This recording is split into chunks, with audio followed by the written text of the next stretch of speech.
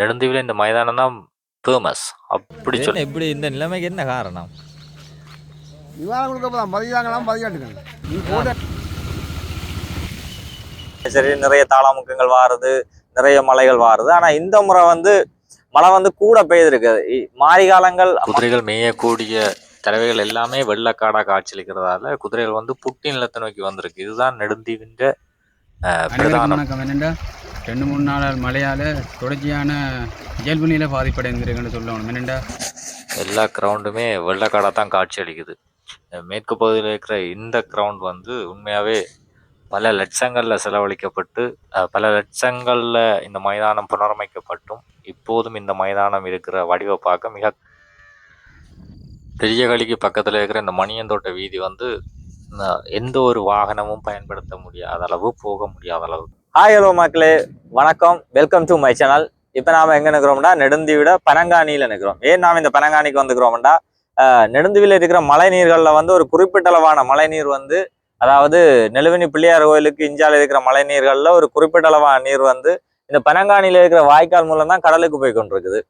அந்த கடலுக்கு போகிற சம்பவத்தை பார்க்கறதுக்கு தான் வந்திருக்கிறோம். அதே போல் நெடுந்தீவில் வந்து நிறையவே மழை பெய்திருக்கு. இப்போ கடந்த 2 நாட்களாக தொடர்ச்சியான மழை பெய்தது. வளமையாகவே மழை பெய்யுற இது மாரிகாலம் தான். ஆனால் இருந்தாலும் இப்போ திடீரென்று வானம் கவிட்டு கொட்டின மாதிரி மழை பெய்தபடியா நிறையவே மழை நீர்கள் வந்து நெடுந்தீவில் இருக்குது. அதுகள் எவ்வாறான முறையில் வெளியேற்றப்பட்டு கொண்டிருக்கிறன்றது தான் இந்த காணொலி மூலம் உங்களுக்கு பதிவு செய்யலாம்னு வந்திருக்கிறேன்.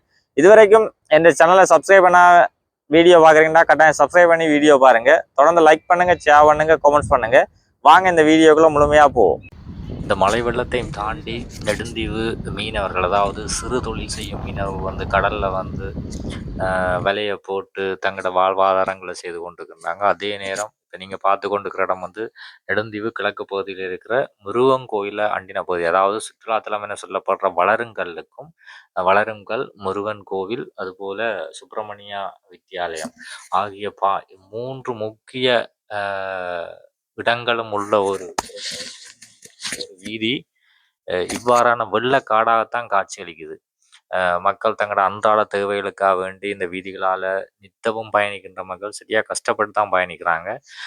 இந்த வெள்ளங்கள் நெடுந்தீவில் இயல்பு தான், வளமையாக வாரதான். ஆனால் இந்த முறை ஒருபடி மேலே சென்று நிறைய வெள்ளம் போட்டிருக்குது. ஆனால் இன்னும் மாரிகாலம் ஆரம்பிக்கப்படவில்லை. இப்போ நீங்கள் பார்த்து கொண்டிருக்கிற வந்து இந்த சுப்பிரமணியா வித்தியாலயத்துக்கு முன்புள்ள பகுதி. இந்த இடம் வந்து அந்தோனியார் கோயிலுக்கு போகிற பாதை. அந்தோனியார் கோயிலுக்கு போகிற பாதை வந்து இவ்வளோ மோசமான நிலையில் ஒரு 3 நாட்களாக பெய்து வர மழை காரணமாக இங்கே இருக்கிற மக்கள் வந்து பெரிய ஒரு பாதிப்பை எதிர்கொண்டு கொண்டிருக்கிறாங்க. என்னென்னு சொன்னால் இன்றைக்கி அவங்களுக்கு வாழ்வாதாரம் வந்து எவ்வளோ பாதிக்கப்பட்டிருக்குன்னு சொல்லி இங்கே இருக்கிற பலதரப்பட்ட பெரிய பதவியில் இருக்கிறவங்க வந்து அவங்களுக்கு தெரியுமான்னு தெரியலை. இவ்வளோ பாதிக்கப்பட்டு அவங்க ஒரு நேரம் உணவும் இல்லாமல் நிறைய கஷ்டப்படுற குடும்பங்கள் வந்து இன்றைக்கி தண்ணிக்குள்ளே இருக்குது. அந்த ஆபிரிக்கிற அத்தைன்னு சொல்கிற அத்தை வந்து இன்றைக்கி வீட்டுக்குள்ளே இருக்குது. வீட்டில் வாழ வேண்டியவங்கெல்லாம் இன்றைக்கி வெளியில் இருக்கிற ஒரு கட்டத்தில் இருக்கிறாங்க. அது சம்மந்தமான தரப்பு வந்து இது எல்லாத்தையும் முன்னு பார்க்குதான்னு தெரியலை. ஒரு சிவன் ரோடுன்னு சொல்லி நான் இப்போ நிற்கிற இடம் வந்து என்னன்னு சொன்னால் அந்தோனியார் கோயிலுக்கு போகிற ரோட்டில் நிற்கிறேன். அந்த ரோட்டில் வந்து பார்த்தீங்கன்னு சொன்னால் அந்த சிமெண்ட் ரோடுன்னு ஒரு ரோட்டை போட்டு அந்த ரோட்டால் ஒரு பிரயோசனமே இல்லை. ஒரு போக்கு இல்லை, தண்ணி போகிறதுக்கு ஒரு பாதை இல்லை. அந்த ரோட்டில் நீங்கள் பார்க்கக்கூடியதாக இருக்குது. இந்த ரோட்டெலாம் பாருங்கள் எவ்வளோ தண்ணி. அந்த தண்ணிக்குள்ளலாம் இவ்வளோ சனம் வந்து அவங்களோட ஒரு இரவு உணவு வேணும்னு சொன்னால் அவங்க இந்த தண்ணியை கடந்து தான் கடையில் போயிட்டு வருவாங்க. வெள்ளம் தேங்கி நிற்கிற பாதைகள் வந்து எனக்கு தெரிஞ்ச அளவுக்கு ஒரு 3 பாதைகள் அண்ணது குடவழியில் ஓடக்கரைன்னு சொல்கிற ஒரு இடமும், அங்கால அம்மா ஓடுன்னு சொல்கிற இடத்துலையும், மற்றது அங்கே ஆஸ்பத்திரிங்காலையும் ஒரு இடம் தான் இந்த தீவுல இருக்கிற தண்ணி வெளியே போகிற ஒரு இடமா இருக்குது. ஏன்னா போதியளவான இடம் வந்து இன்னும் வந்து இந்த ரோட்டு சீரமைக்கப்பட்டாலும் என்ன செய்யணும்னு சொன்னால் எங்களுக்கு வந்து இந்த பாதையில் தேங்குகிற தண்ணிகள் வெளியேறதுக்கு ஒரு சீரமைப்பான வழிகள் வந்து சபையாக இருந்தாலும் சரி, அது தரப்பட்ட நிறுவனங்களாக இருந்தாலும் சரி, அவங்களுக்கு அந்த ஒரு செயற்பாட்டை வந்து கொஞ்சம் செய்து தருவோம். என்ன சொன்னால் இங்கே தண்ணி வந்து வெளியே போகிறதுக்கு உண்மையாக பார்த்தீங்கன்னு சொன்னால் எங்களோட அம்மம்மாவோட வீட்டை காட்டுறேன். அவங்க 2 பேரும் வயசு போன காலத்தையும் அவங்களோட வீட்டில் அவங்க என்ன செய்யறது, வெளியில் போயிட்டு ஒரு வேலை செய்யறது கூட இயலாது. அவளுக்கு வந்து அவங்க வந்து கஷ்டமாக வீட்டுக்குள்ளே இருக்கிறாங்க.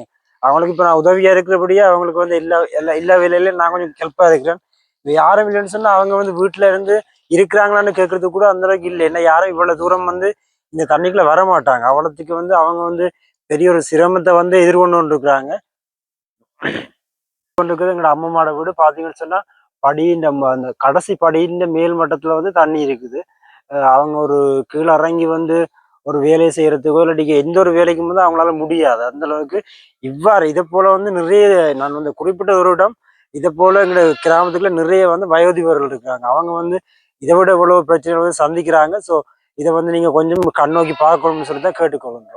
இப்போ நீங்கள் பார்த்து கொண்டிருக்கிற இடம் வந்து நெடுந்தீவு மகா வித்தியாலய மைதானம். உண்மையாகவே இந்த வீடியோ பதிவு செய்யல இரவு நேரம், ஆனால் இந்த மகா வித்தியாலய மைதானத்தில் இவ்வளவு வெள்ளம் நிற்குது. இது உண்மையாகவே கவலைக்குரிய விடயமாக தான் இதை கொள்ள முடியும். இந்த இடம் வந்து நெடுந்தீவு பெருக்க மரத்துக்கு, அதாவது சுற்றுலாத்துறையை கவரக்கூடிய இந்த பெருக்க மரத்துக்கு போகிற பாதை 2 சைட்லையும் சரியாக வெள்ளம் இருக்குது. அதுபோல் இது வந்து நெடுந்தீவின் 2வது பிரதான வீதி என சொல்லப்படுற வீதி.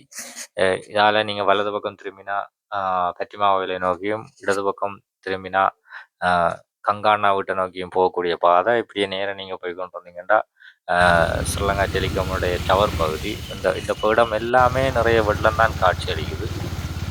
இப்போ நீங்கள் பார்க்குற பகுதி வந்து J3 கிராம அலுவலகமும் அதை அண்டிய பகுதிகளும் எவ்வாறு வெள்ளக்காடாக காட்சியளிக்குது. அதுபோல் இது வந்து பெரியகளிக்கு முன்னால் உள்ள மணியன் தோட்ட வீதி. எந்த ஒரு வாகனங்களுமே செல்ல முடியாத அளவுக்கு வீதி முற்றிலுமாக நீரால் நிரப்பப்பட்டிருக்கு.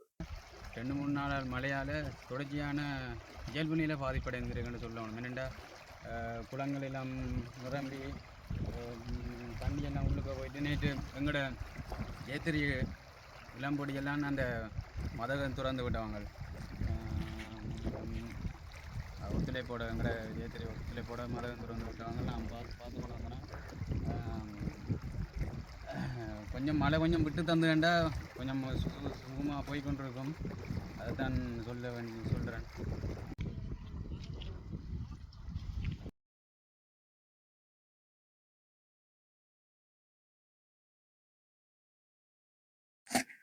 இதுதான் நெடுந்தீவின் பிரதான வீதி. அதாவது கொங்கிரீட் ரோட் முடிக்கப்பட்டு இன்னும் மேற்கு பகுதி மக்களுக்கு நிரந்தர தீர்வு கிடைக்காமல் இருக்கின்ற அந்த பிரதான வீதியின் நிலையை பாருங்கள். 2 பக்கம் ஃபுல்லாக வீதி மறைக்கப்பட்டுட்டு அவ்வளவுத்துக்கு வெள்ளம் ஓடிக்கொண்டிருக்குது. வெள்ளங்கள் ஒரு பகுதியால் வழிந்தோடி கொண்டிருந்தாலும் ஏனைய வெள்ள நீர்கள் இன்னுமே இந்த வீதியை ஆக்கிரமித்து கொண்டு தான் இருக்குது. உண்மையாகவே சரியாக ஜனங்கள் கஷ்டப்படுறாங்க இந்த வீதியால் பயணித்து தங்களது அலுவலக தேவைக்காக வேண்டியாலும் சரி, அல்லது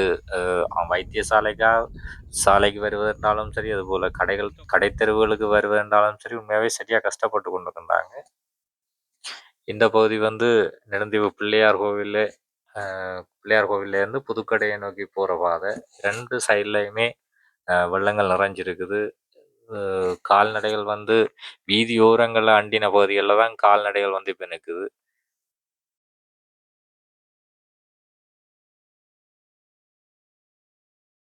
இந்த வீதியால் வெடியரசன் கோட்டைக்கு போகிற பகுதியும், அதுபோல் ஐயனார் ஆலயம் மற்றும் பனங்காணி போன்றவற்றுக்கு செல்கிற வீதியால் தான் இப்போ போய் கொண்டிருக்கிறோம். 2 சைட்லேயுமே வெள்ளங்கள்லாம். நெடுந்தீவில் இப்போ மாரிகாலம் ஆரம்பிக்கப்பட்டிருக்குது. ஆனால் கடந்த 2 நாட்களும் பெய்த சரியான மழையால் மாரிகாலத்துக்கு முதலே நெடுந்தீவு முழுவதுமே நீர் நிரம்பிட்டுது. இனி வரும் காலங்களில் மழை பெய்யுமாக இருந்தால் உண்மையாகவே நிறைய குடும்பங்கள் தங்களது வாழ்வாதாரங்களை இழக்க நேரிடும். அதுபோன்று இடம்பெயர்ந்து வேறு இடங்களுக்கு, அதாவது அரச அதிகாரிகளால் தங்க வைக்கப்படுற இடங்களுக்கு செல்ல வேண்டிய நிலைமை ஏற்படும். இது இப்போ நீங்கள் பார்க்குற பகுதி வந்து நெடுந்தீவு மேற்கு பகுதியில் இருக்கிற விளையாட்டு மைதானம். எவ்வளவுத்திற்கு நீர் நிரம்பி இருக்குது. அதுபோல் இந்த பகுதி ஐயனார் ஆலயத்துக்கு செல்லக்கூடிய பகுதி. அந்த வீதி முழுவதுமே நீர் நிரம்பி இருக்குது. அதாவது இலங்கையின் போக்குவரத்து சபைக்கு சொந்தமான பேருந்து கூடி இந்த பகுதியால் செல்வதற்கு சரியாக கஷ்டப்பட்டு தான் இந்த ரோட்டை பாவிக்கும்னு நினைக்கிறேன். அவ்வளோத்துக்கு ரோட்டு எல்லாமே அனைத்து இடங்களிலும் நெடுந்தீவில் பரவலாக அனைத்து இடங்களிலும் வந்து வெள்ள நீர் பூந்து வீதிகள் வந்து முழுவதுமே நீரால் நிரம்பி இருக்குது. அவ்வளோத்துக்கு நெடுந்தீவில் மழை அகோர தாண்டவம் தான் ஆடி இருக்கு.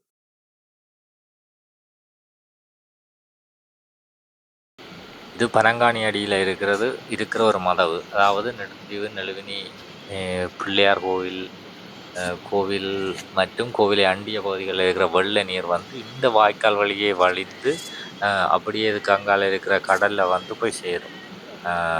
இப்போ இந்த வாய்க்கால் வந்து ஒரு 2 அடிக்கு திறக்கப்பட்டிருக்குது. 2 அடிக்கு திறக்கப்பட்டு நீரை வெளியேற்றி கொண்டிருக்கின்றார்கள். உண்மையாகவே நெடுந்தீவு பிரதேச சபை வந்து நெடுந்தீவில் வந்து நல்ல விடயங்களை செய்து கொண்டு இருக்கிறார்கள். அந்த நல்ல விடயங்களில் ஒரு விடயமாக இந்த பொதுமக்களுக்கு இடையூறாக இருக்கிற இந்த வெள்ள நீர்களை வந்து முடிந்த அளவுக்கு வெள்ள நீரை சேமிக்கிறதோட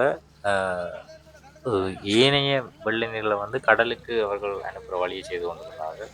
பிரதேச சபை தலைவர், செயலாளர், அதுபோல் பிரதேச சபை ஊழியர்கள் மற்றும் பொதுமக்கள் நிறைய பேர், சமூக நலன் விரும்பிகள் நிறைய பேர் இணைந்து இந்த செயற்பாடில் ஈடுபட்டிருந்ததை பார்க்கக்கூடிய நேரம் இருந்தது.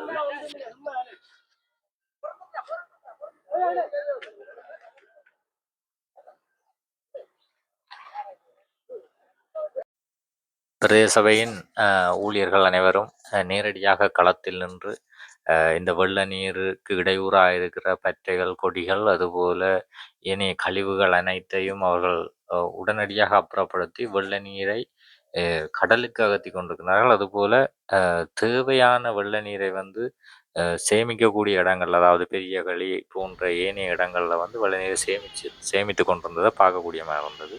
அதுபோல் நெடுந்தீவின் கால்நடைகளுக்கு வந்து மிக சவாலான ஒரு விடயமாக இந்த வெள்ளம் கொள்ளப்படுது. ஏனென்றால் கால்நடைகளின் மேய்ச்சல் நிலங்கள் முழுவதும் வெள்ள நீர் புகுந்து வெள்ள நீர் வந்து ஆட்சி செய்கிறபடியால் கால்நடைகள் அனைத்துமே புட்டியான இடங்களுக்கு வந்து தங்கள் இருப்பிடங்களை மாற்றி கொண்டிருக்குது.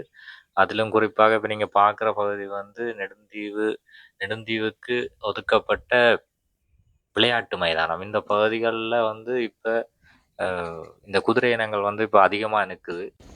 இதுவரைக்கும் என்ற நெடுந்தீவின் வெள்ள நிலைமை தொடர்பான காணொலியை நீங்கள் முழுமையாக பார்த்துருப்பீங்க நான் நம்புகிறேன். என்னால் முடிந்த அளவுக்கான இடங்களை சென்று பதிவு செய்திருக்கிறேன். தொடர்ச்சியாக இனி வரும் காலங்களில் நெடுந்தீவில் நடக்கிற விடயங்கள் அனைத்தையும் எனது யூடியூப் தளத்தினூடாக உங்களுக்கு காட்சிப்படுத்தலாம் என்று இருக்கிறேன். இதுவரைக்கும் எனக்கு ஆதரவு தெரிவித்த அனைவருக்கும் எனது நன்றிகள்.